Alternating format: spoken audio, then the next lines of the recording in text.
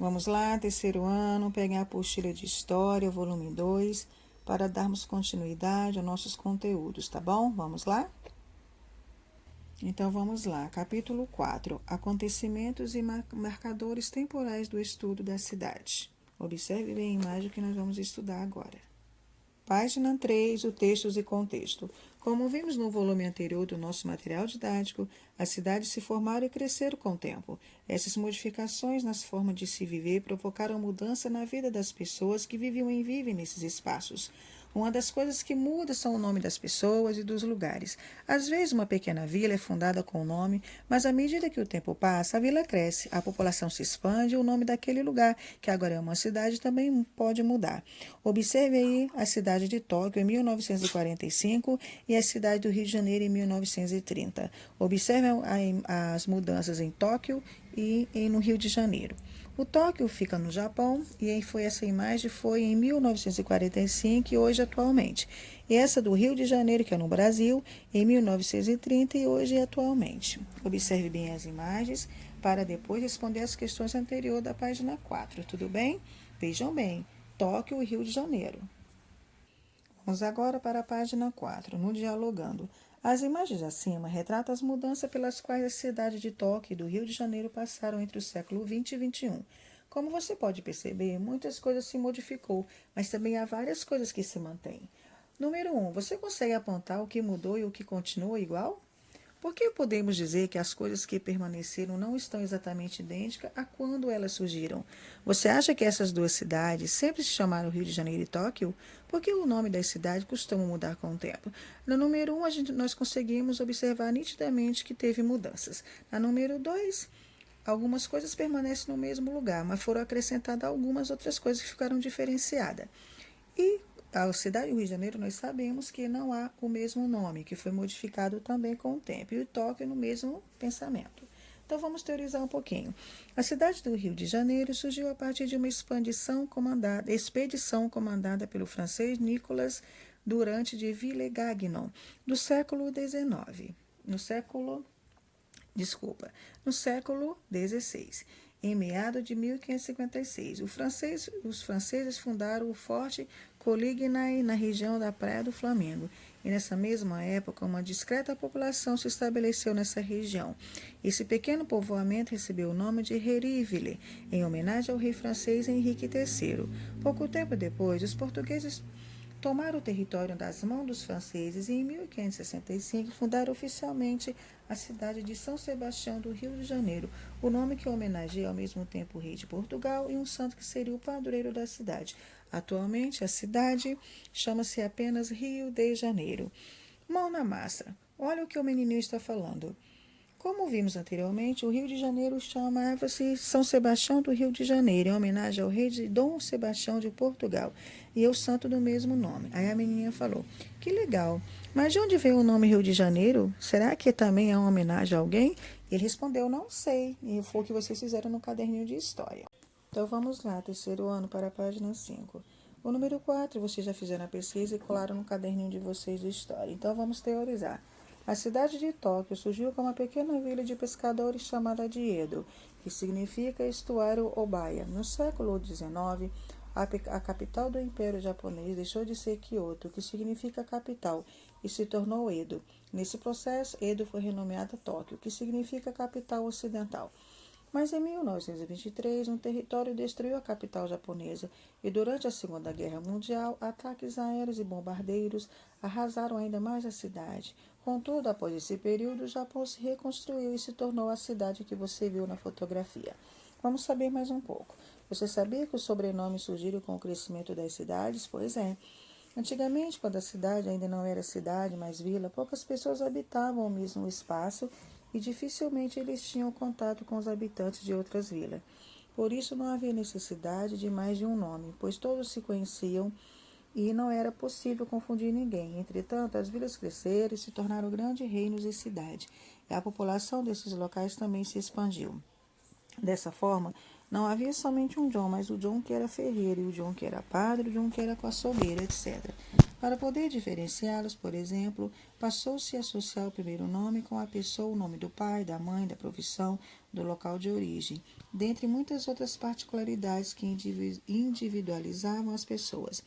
Portanto, John Ferreiro tornou-se John Smith, pois Smith significa ferreiro em inglês.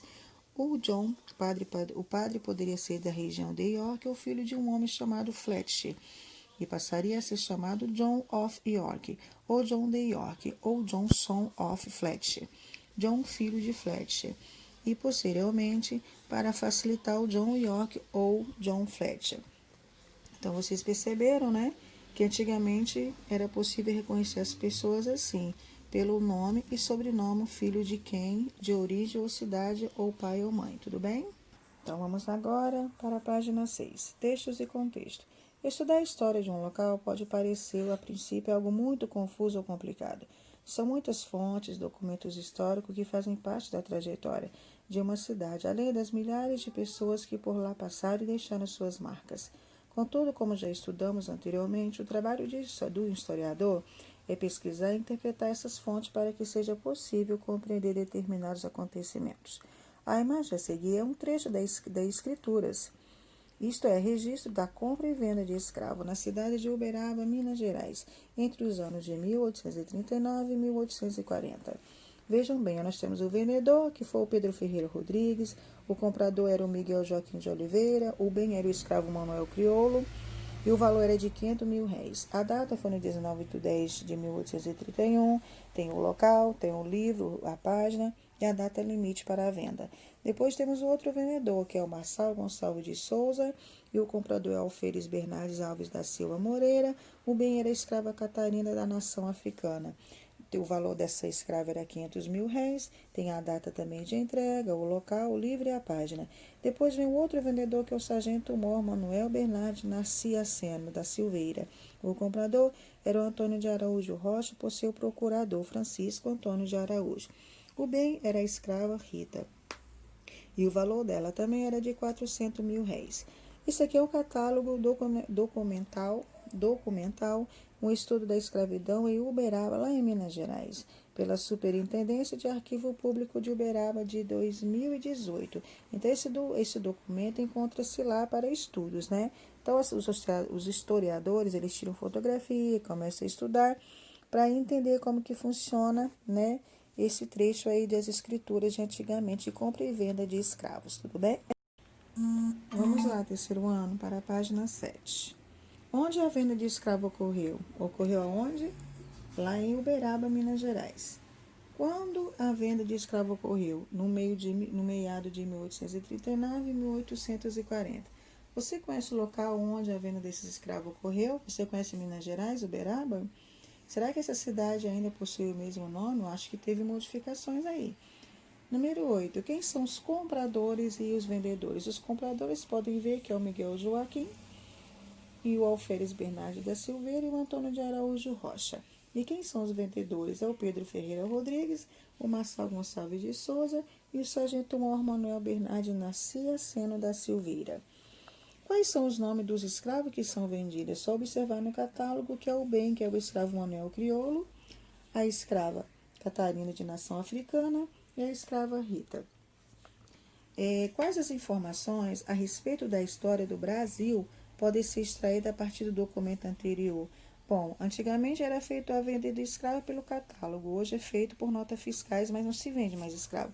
A gente vende o que? Objetos, imóveis, carro e tem a nota fiscal, tudo bem?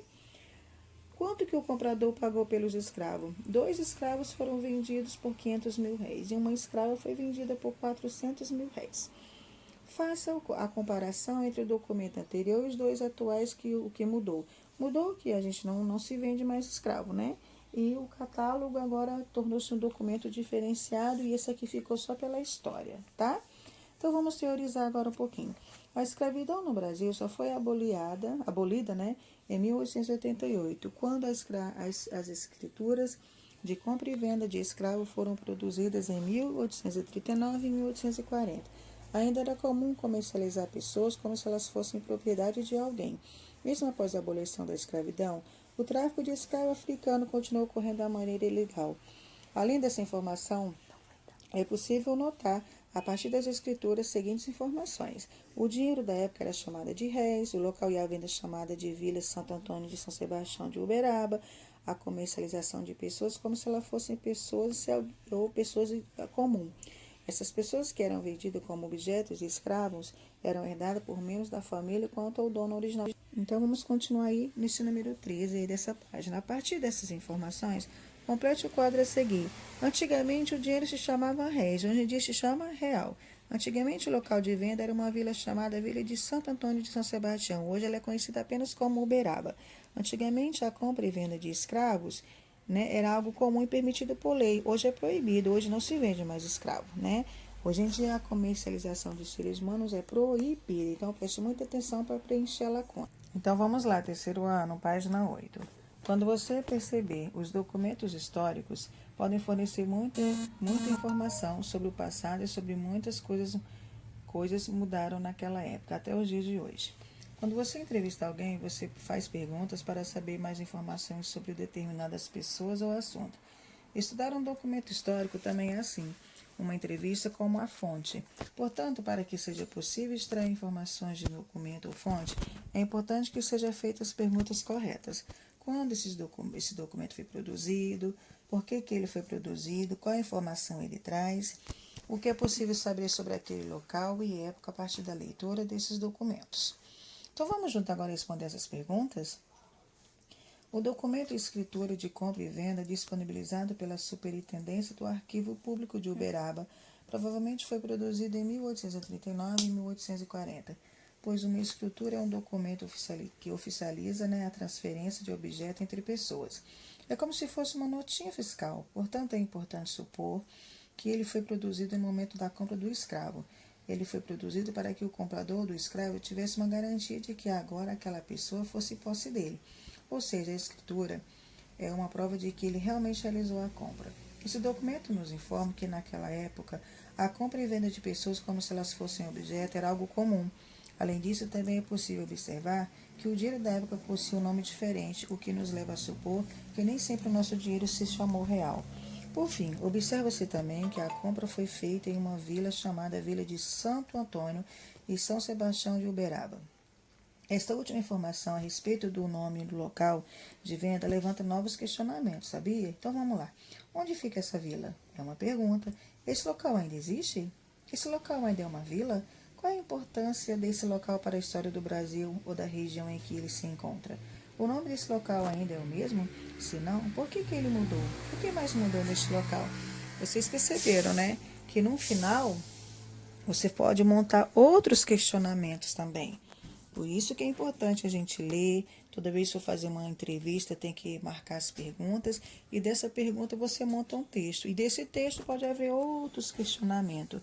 Então, assim, um texto quer dizer muita coisa, tá, terceiro ano? Então, preste bastante atenção na hora das perguntas, quando for fazer uma entrevista, que através dessa pesquisa e dessas perguntas, pode haver outros questionamentos. É como se fosse infinito. Foi no caso aqui desse documento, que já havia outras perguntas de se essa cidade ainda existe, se essa vila ainda existe, qual que é o local dessa história, qual é a região. Então, é um assunto muito profundo. Então, preste bastante atenção, tudo bem? Então, acabamos de ler a página 8, o que é realmente um documento histórico. Nesse caso aqui, anteriormente a tia falou do catálogo, e agora a tia está falando das perguntas que montam uma entrevista. E dessas perguntas da entrevista, a gente pode montar um texto. E através do texto, pode montar outras perguntas, e é assim que funciona. Tudo lá, terceiro ano, página 9. A tirinha abaixo faz o pequeno resumo sobre a história da cidade de Uberaba e suas mudanças de nome. Vamos ler a tirinha com atenção. Em 1810, um homem chamado Major Estáquio, que atualmente possui uma rua em Uberaba que leva o seu nome, liderou a missão de exploração do território da colônia, chamada Bandeira, até o Rio da Prata, passando por onde seria Uberaba. Nessa mesma época, uma nova expedição se estabeleceu às margens do rio Uberaba. Ao longo do tempo, comerciantes e fazendeiros passaram a frequentar o local, pois era uma importante rota entre Goiás e São Paulo, que acabou se estabelecendo como espaço e trocas de comércio. Em 1836, Santo Antônio e São Sebastião de Uberaba tornou-se uma vila independente. Em 1856, Santo Antônio e São Sebastião de Uberaba tornou-se uma cidade e passou a ser chamada somente de Uberaba. Segundo os dados do IBGE, o distrito de Uberaba foi criado em março de 1820, com o nome de Santo Antônio e São Sebastião de Uberaba, em homenagem aos santos padroeiros da cidade na época, e fazia parte do município de Araxá. Tudo bem? Então, foi uma tirinha que a tia acabou de ler, como que foi o processo, tá? Das mudanças da cidade de Uberaba, que fica lá em Minas Gerais. Então, começou em 1810, teve umas mudanças no qual vocês compreenderam aí, tudo bem? Vamos lá, terceiro ano, página 10. Olha só, quando podemos extrair de um pequeno documento, às vezes as fontes de documentos históricos podem parecer simples ou insignificantes, mas todos são importantes e podem nos contar algo. Você só precisa fazer as perguntas certas, tudo bem? Textos e contexto. Conforme vimos, todas as coisas têm um nome, e todo nome é dado por um motivo. A cidade de Tóquio, do Rio de Janeiro e Uberaba, por exemplo, possuem esses nomes por diferentes razões, seja política, religiosa, sentimentais, etc. Por ter sido colonizado por Portugal, um reino que era extremamente católico, o Brasil foi muito influenciado em geral pela religião católica. Por esse motivo, muitas cidades foram batizadas em homenagem aos santos ou figuras cristãs. Ao longo do tempo, os nomes dessas cidades foram mudadas e perdendo muitas vezes os aspectos religiosos e religiosos do nome. Então, mão na massa. Pesquise na internet algumas cidades brasileiras que mudaram de nome. Selecione apenas 4 cidades e complete o quadro abaixo, com as informações que encontrar. Você pode fazer essa pesquisa em dupla, mas nós não estamos podendo trabalhar juntinhos. Então, vai ser uma atividade individual. Então, vai ser aqui do lado, na página 11, tá? Nós estamos na página 10, vocês vão para a página 11. Vão entrar na internet e irão pesquisar para a tia Paula 4 cidades para poder escrever sobre elas. Tudo bem, meus amores? Este é o quadro da página 11 que vocês vão preencher com as 4 cidades que vocês pesquisaram para escrever sobre elas, sobre o nome antigo, o nome atual, o motivo da mudança e em qual site vocês fizeram a pesquisa, ok? Beijos, meus amores.